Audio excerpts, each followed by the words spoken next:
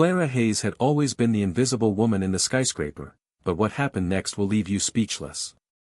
She was Daniel Mercer's executive assistant, the one person who could anticipate his needs before he voiced them, who could navigate his volcanic temper with the grace of a diplomat. For 3 years, she had been the silent engine behind his ruthless empire, watching him fire assistants like discarding yesterday's newspaper while she remained untouchable. Or so she thought. If you're enjoying this story of betrayal and revenge, hit that like button, subscribe for more incredible tales, and share this with friends who love a good comeback story. Drop your thoughts in the comments, we love hearing your perspectives. The charity gala that October evening sparkled with Manhattan's elite, crystal chandeliers casting golden light across designer gowns and tailored tuxedos. Clara stood at the edge of the ballroom in her modest black dress, clipboard in hand, ensuring every detail of Daniel's evening ran flawlessly. She had orchestrated this event for months, securing donations that would cement Mercer Industries' reputation as a philanthropic powerhouse. Yet as always, she remained invisible, the competent shadow behind the magnetic billionaire who commanded every room he entered. Daniel Mercer was devastatingly handsome in that dangerous way that made smart women forget their boundaries. At 35, he had built his empire through calculated ruthlessness, his steel-gray eyes missing nothing, his smile sharp enough to cut glass. Tonight, he moved through the crowd like a predator, charming investors and socialites with equal precision. Clara watched him work, admiring despite herself the way he could make a senator's wife blush with a single compliment, how he could close $1 million deal between courses of dinner. Champagne, Miss Hayes. A waiter appeared beside her, offering a crystal flute of Dom Perignon.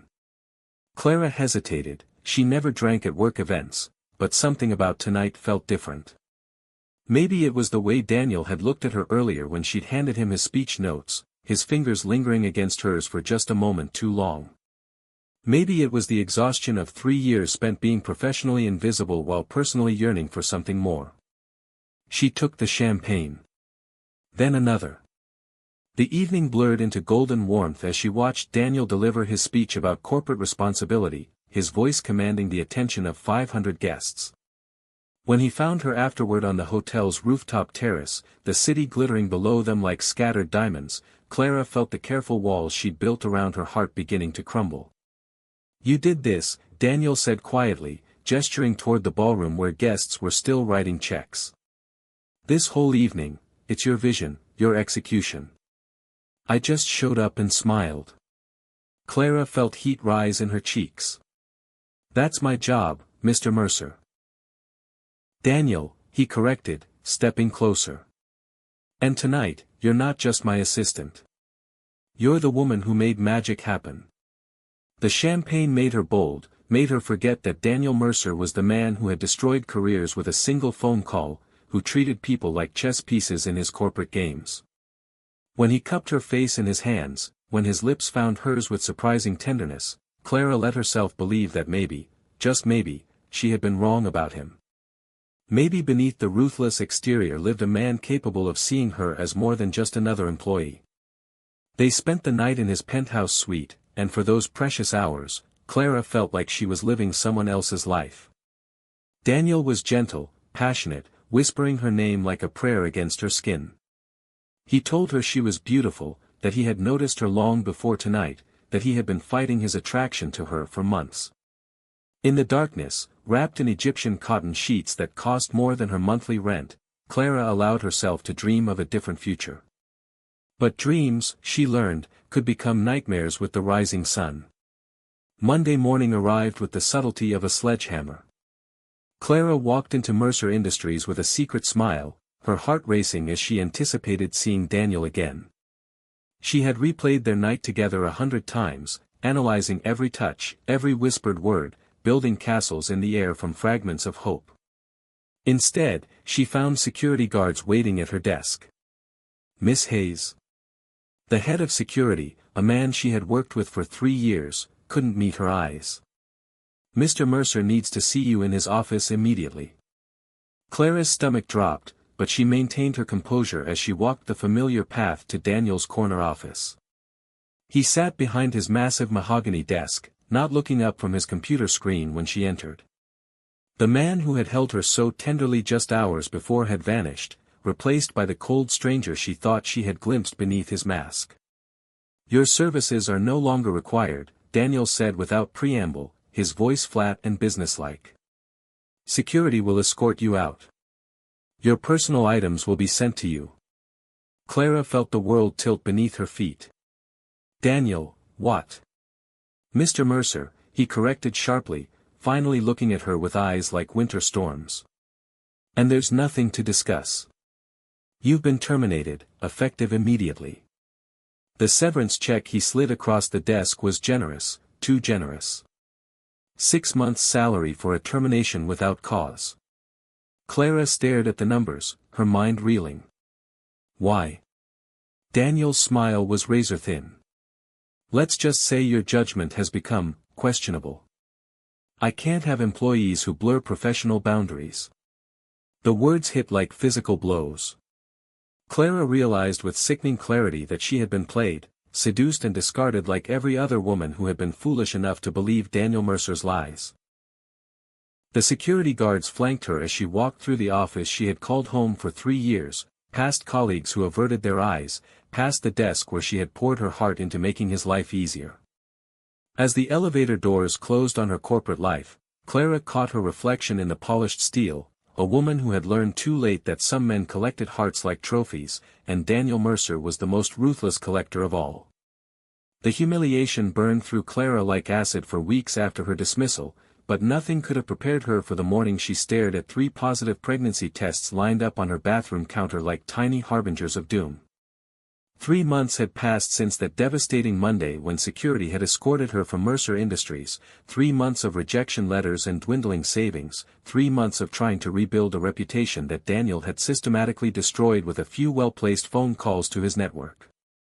Clara's hands trembled as she held the tests, her reflection in the bathroom mirror showing a woman she barely recognized, hollow-eyed, thinner except for the subtle curve that had appeared around her waist. She had attributed the nausea to stress, the exhaustion to sleepless nights spent wondering how she would pay rent. Now the truth crashed over her like a tsunami: she was carrying Daniel Mercer's child. No, children. The ultrasound appointment 2 days later would reveal the impossible reality that her one night of weakness had resulted in triplets.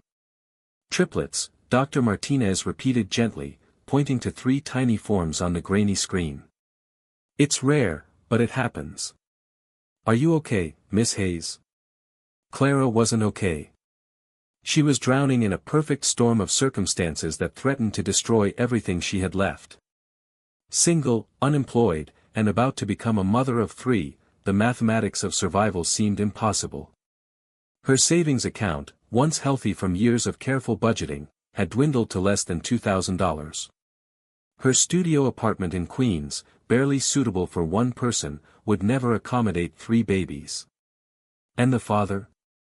The father was a billionaire who had thrown her away like garbage, who would probably accuse her of trying to trap him if she ever found the courage to tell him. The job search became a special kind of torture. Clara's resume was impressive: Harvard MBA, 3 years managing the schedule and priorities of one of New York's most powerful CEOs, but somehow, every interview ended the same way. Polite smiles, promises to be in touch, then silence. She began to suspect that Daniel's influence reached further than she had imagined, that her name had been quietly blacklisted from the corporate world she had once navigated with such confidence. "I'm sorry, Miss Hayes," said the HR director at Goldman Sachs, her expression genuinely apologetic. "Your qualifications are exceptional, but we've decided to go with someone who's a better cultural fit." Cultural fit. The phrase haunted Clara as she rode the subway home, watching her reflection in the dark windows as the train rattled through tunnels beneath the city. She knew what it really meant: someone had made a phone call, shared a carefully worded warning about her questionable judgment and unprofessional behavior. Daniel was still controlling her life even in his absence, his invisible hand guiding her toward poverty and desperation.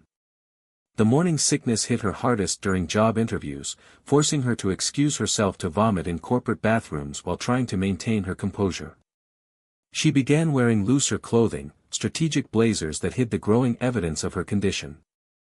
The irony wasn't lost on her, she was hiding Daniel's children from a world that had already decided she was worthless. Her mother called from Ohio every few days, her voice bright with forced cheer. "Any good news on the job front, sweetheart?" Clara couldn't bring herself to tell her parents about the pregnancy, couldn't bear to see the disappointment in their eyes when they learned their daughter had made such a catastrophic mistake. They had sacrificed everything to send her to Harvard, had been so proud when she landed the position at Mercer Industries. How could she explain that their investment in her future had been destroyed by one night of champagne and poor judgment? The severance check sat in her desk drawer, uncashed and accusatory. 6 months' salary, enough to keep her afloat while she searched for work, enough to pay for prenatal care and maybe even a security deposit on a larger apartment. But every time she looked at it, she saw Daniel's cold smile, heard his voice dismissing her like she was nothing. The money felt dirty, tainted with the memory of his hands on her body and his cruelty the morning after. Desperation finally drove her to cash it, but not before she made a photocopy and locked the original in a safety deposit box. Something about the amount bothered her, it was too generous for a simple termination, too calculated. Daniel Mercer didn't give away money without reason, and Clara had learned enough about his business practices to know that every dollar served a purpose. The breakthrough came from an unexpected source. Maria Santos, a former colleague from Mercer Industries who had been laid off 6 months before Clara's arrival, reached out through LinkedIn with a job opportunity. A small marketing firm in Midtown was looking for someone with high-level executive experience, someone who could handle demanding clients and complex projects. "The pay isn't great," Maria warned over coffee in a cramped cafe near Clara's apartment. "But the owner, Janet Kim, is good people. She won't care about whatever bullshit Daniel is spreading about you."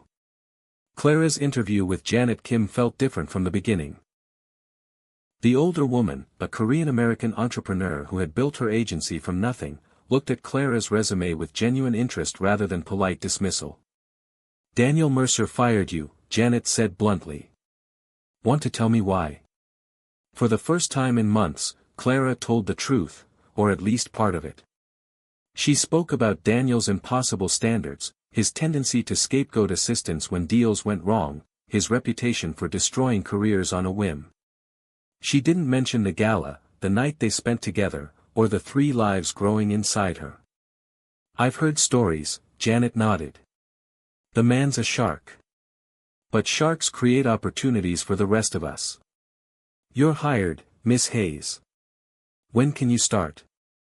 The salary was a third of what she had earned at Mercer Industries, but it came with health insurance and the promise of growth. More importantly, it came with something Clara had almost forgotten existed: respect. Janet treated her like a professional, valued her opinions, trusted her with important clients.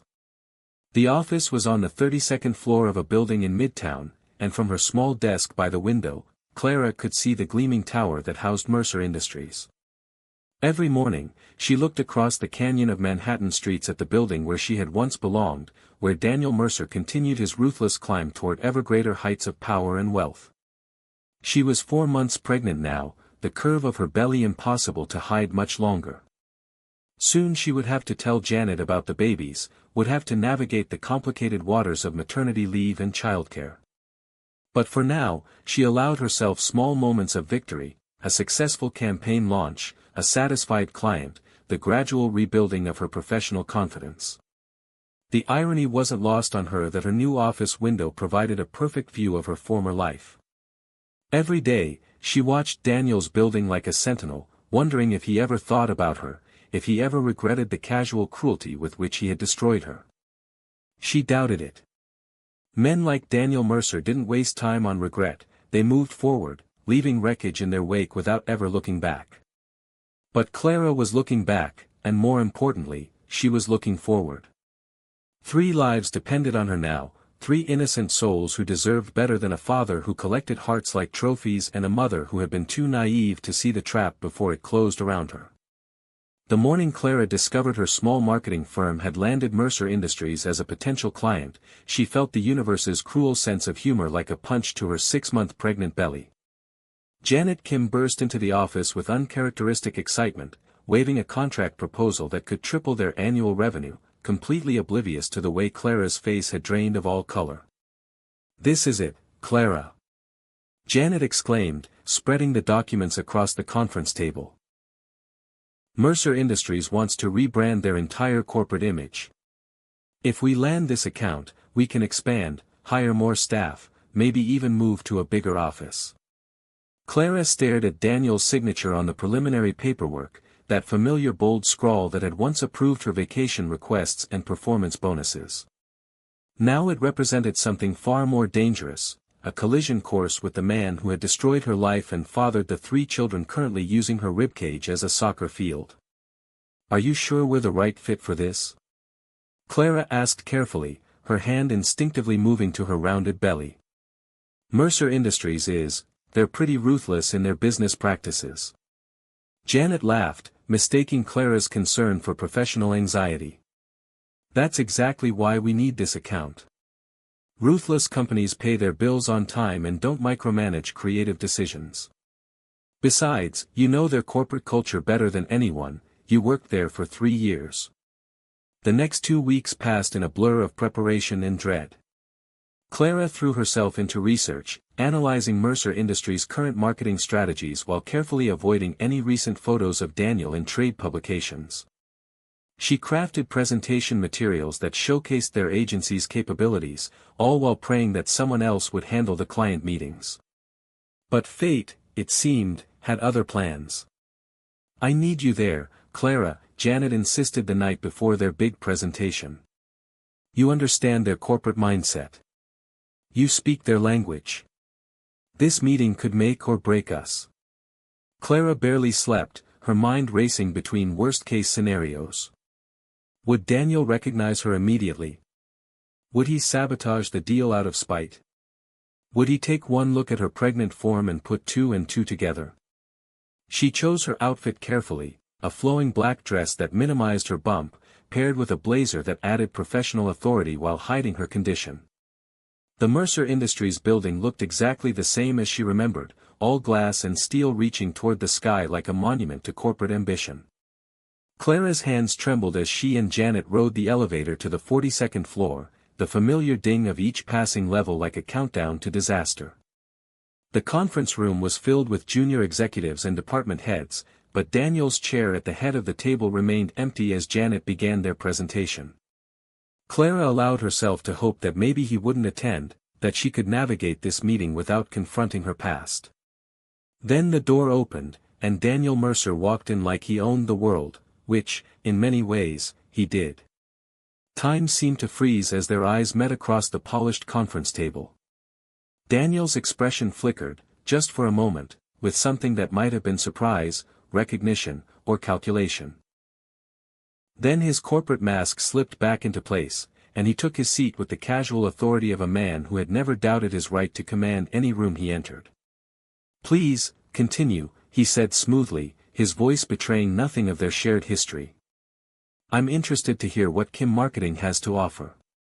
Clara felt exposed under his gaze, hyper-aware of every breath, every gesture. She forced herself to focus on Janet's presentation, occasionally adding insights about corporate messaging and brand positioning. But she could feel Daniel's attention like a physical weight, his steel-gray eyes studying her with the intensity of a predator evaluating prey. The meeting progressed smoothly until Janet asked for questions. Daniel leaned back in his chair, his fingers steepled in a gesture Clara remembered all too well. "Miss Hayes," he said, and Clara's heart stopped. "You seem to have intimate knowledge of our corporate culture. Care to elaborate on your insights?" The room fell silent, waiting for her response. Clara met his gaze steadily, drawing on reserves of strength she didn't know she possessed. "I believe successful rebranding requires understanding not just what a company wants to project, but what it actually represents," she said carefully. "Mercer Industries has built its reputation on decisive leadership and uncompromising standards. Any marketing strategy should reflect those core values while addressing public perception challenges. Daniel's smile was sharp as a blade. Interesting perspective. And what would you say are our perception challenges? Clara felt the trap closing around her, but she refused to back down. Some might view uncompromising standards as ruthless behavior.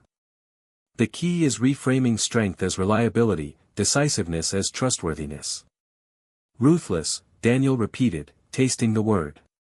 That's a harsh assessment from someone who claims to understand our culture. The tension in the room was palpable. Janet shot Clara a confused look, clearly sensing undercurrents she couldn't identify. Clara's hands clenched in her lap, her wedding ring, a ROP she'd started wearing to deflect questions about her pregnancy, cutting into her finger. I prefer results-oriented, Clara replied evenly. Though I understand not everyone appreciates direct communication. Daniel's laugh was cold. Direct communication. Yes, I remember you being quite direct in your previous position. The meeting ended with polite handshakes and promises to review proposals, but Clara knew they had lost the account before they left the building. Daniel's parting words to Janet, "We'll be in touch about your team's qualifications," carried the weight of a death sentence. What the hell was that about? Janet demanded as soon as they reached the street.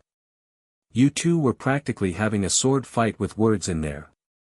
Clara couldn't explain without revealing everything, the affair, the pregnancy, the systematic destruction of her career. Instead, she mumbled something about personality conflicts and professional differences, watching Janet's excitement crumble into disappointment. That evening, alone in her apartment, Clara finally allowed herself to break down. She sat on her couch, hands pressed against her belly where 3 tiny hearts beat in rhythm with her own, and wept for the future she had lost and the impossible situation she now faced. Daniel knew where she worked, knew she was pregnant, and worst of all, he was still pulling the strings of her professional life like a puppet master who refused to let his toys go. The call came 3 days later. Not from Mercer Industries' procurement department, but from Daniel himself. We need to talk, his voice was crisp and businesslike over the phone. Tomorrow, 7 p.m., the rooftop bar at the Mandarin Oriental.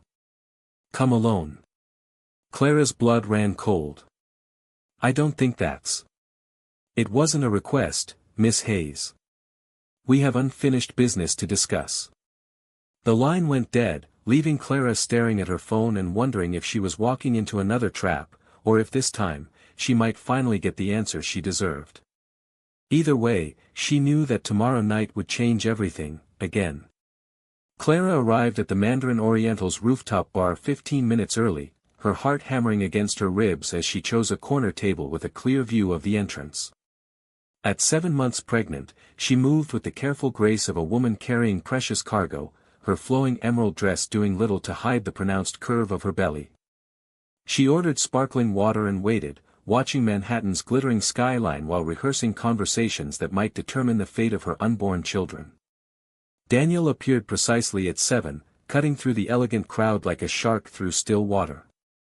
He looked exactly as she remembered, devastatingly handsome in his tailored charcoal suit, his steel-gray eyes missing nothing as they swept the room before settling on her. But something was different tonight. Beneath his polished exterior, Clara detected a tension she had never seen before, a crack in the armor that made him seem almost vulnerable. You look well, he said, sliding into the chair across from her. His gaze dropped briefly to her belly before returning to her face. Pregnancy suits you. Clara's hand moved protectively over her stomach. Let's skip the pleasantries, Daniel. What do you want? He signaled the waiter for a scotch, neat, then leaned back in his chair with that familiar calculating expression. I want to know what you're planning. Planning? Clara laughed, the sound bitter in the evening air. I'm planning to survive. To raise my children without their father's help, since he made it clear I'm disposable. Children, Daniel repeated, his voice carefully neutral. Plural. Clara met his gaze steadily. Triplets. Due in 2 months. For the first time since she had known him, Daniel Mercer looked genuinely shocked. His scotch arrived, and he drained half of it in one swallow before speaking again. "Are they mine?" The question hung between them like a blade. Clara felt rage bubble up from somewhere deep and primal, the accumulated fury of months of humiliation and struggle. "You fired me the morning after we slept together," she said quietly, her voice deadly calm. "You had me escorted out like a criminal, destroyed my reputation, made sure I couldn't find work anywhere in this city. And now you have the audacity to question whether these children are yours." Daniel's jaw tightened. "That's not an answer." "Yes," Clara said simply. "They're yours. All three of them." The silence stretched between them, filled with the ambient noise of other diners and the distant hum of traffic far below. Daniel stared out at the city lights, his expression unreadable. "What do you want?" he asked finally. "Money? A settlement? A job?" Clara felt something cold and sharp crystallize in her chest. "I want the truth. Why did you really fire me, Daniel? And don't give me that bullshit about questionable judgment." Daniel's smile was razor-thin. "You were getting too close. To you. To the truth." He leaned forward, his voice dropping to barely above a whisper. "You were the only assistant smart enough to notice the discrepancies in the quarterly reports. The only one who asked questions about the offshore accounts, the shell companies, the creative accounting that keeps my empire profitable." Clara's blood turned to ice. "You're talking about fraud." "I'm talking about survival in a world that eats the weak," Daniel replied. "You were becoming a liability, Clara. Too intelligent, too observant, too fucking honest for your own good." The pieces fell into place with sickening clarity. The charity gala, the seduction, the morning after, it had all been calculated. Daniel hadn't fired her out of disgust or casual cruelty. He had fired her to protect himself, to eliminate the one person who might expose the rot at the heart of his empire. "The severance check," Clara whispered. "It wasn't generosity. It was hush money." "Smart girl," Daniel said, raising his glass in a mock toast. "I always knew you were too clever for your own good." Clara felt the last of her illusions crumble. The man she had thought she loved, the father of her children, was nothing more than a criminal in an expensive suit. But with that realization came something else, power. Because if Daniel was willing to pay her to stay quiet, it meant she had something he feared. "I kept copies," she said quietly. "Of everything. The memos, the reports, the emails about the Cayman accounts." Daniel's mask slipped for just a moment, revealing something that might have been fear. "You're bluffing." "Am I?" Clara smiled, and for the first time in months, she felt like she held the winning hand. "I'm very thorough, Daniel. You taught me that." The next morning, Clara sat in her apartment with her laptop open, surrounded by boxes of documents she had retrieved from her safety deposit box. The evidence was damning, years of financial manipulation, tax evasion, and outright fraud that could bring down not just Daniel but half his board of directors. She had been typing these reports for 3 years, filing these documents, scheduling meetings about these very crimes without fully understanding what she was documenting. But now she understood everything. Clara spent the next week crafting her strategy with the precision of a military campaign. She contacted investigative journalists at the Wall Street Journal and Financial Times, regulatory officials at the SEC, even a few board members she suspected might be clean. She timed everything for maximum impact, the day of Mercer Industries' biggest acquisition announcement, when Daniel would be most vulnerable to scandal. The morning of reckoning arrived with unseasonable warmth for October. Clara dressed carefully in a navy blue dress that accommodated her now enormous belly, her 3 children active and restless as if sensing the importance of the day. She took a taxi to Mercer Industries, her heart steady for the first time in months. The press conference was already underway when Clara entered the marble lobby, Daniel's voice echoing from the mezzanine level where cameras flashed and reporters scribbled notes. She could see him through the glass walls, confident and commanding as he announced the acquisition that would cement his empire's dominance. Clara waited until he reached the climax of his speech, then stepped forward into the crowd of journalists and investors. Her 3 children chose that moment to make their presence known, their tiny voices carrying across the marble expanse in perfect unison. "Daddy!" The word echoed through the lobby like a gunshot. Conversation stopped. Cameras swiveled. Daniel's voice faltered mid-sentence as every eye in the room turned to Clara, her pregnant form unmistakable, her children's voices still ringing in the air. For a heartbeat, Daniel looked like he might try to spin it, to paint her as an unstable ex-employee making false claims. But then the journalists' phones began buzzing with breaking news alerts. The leaked documents had gone live simultaneously across multiple platforms, exposing years of fraud in devastating detail. Clara walked slowly toward the podium, her hand reaching into her purse to withdraw the uncashed severance check, the original, with Daniel's signature and the damning memo number in the corner. She placed it on the podium in full view of the cameras, then looked directly into Daniel's eyes. "Some things," she said clearly, her voice carrying across the suddenly silent lobby, "can't be bought." The empire began crumbling that very afternoon. By evening, Daniel Mercer was in federal custody, his assets frozen, his reputation in ruins. Clara watched the news coverage from her hospital bed, where stress had triggered early labor, her 3 tiny daughters finally making their entrance into a world where their father could no longer hurt them. As she held her babies for the first time, Emma, Sophie, and Grace, each perfect and innocent, Clara whispered a promise that would define their lives: "No one will ever fire us again." The skyscraper that had once represented her humiliation still gleamed across the city, but now it stood as something else entirely, a monument to the day fire consumed glass and steel, and she was the one who lit the match. Sometimes the greatest victories come not from revenge, but from protecting what matters most. Clara learned that true strength isn't about climbing corporate ladders or impressing powerful men, it's about standing up when everything seems lost, about choosing love over fear, and about ensuring that the next generation inherits courage instead of compromise. Her daughters would grow up knowing that their mother was a woman who refused to be silenced, who turned her greatest vulnerability into her most powerful weapon, and who proved that sometimes the smallest voices can topple the mightiest towers. If this story moved you, hit that like button and subscribe for more incredible tales of courage and comeback. Share this with friends who need to hear that no matter how powerful someone seems, truth and determination can level any playing field. Drop a comment below. What would you have done in Clara's situation? What's the most important lesson you're taking from her journey? Your perspectives make these stories even more powerful.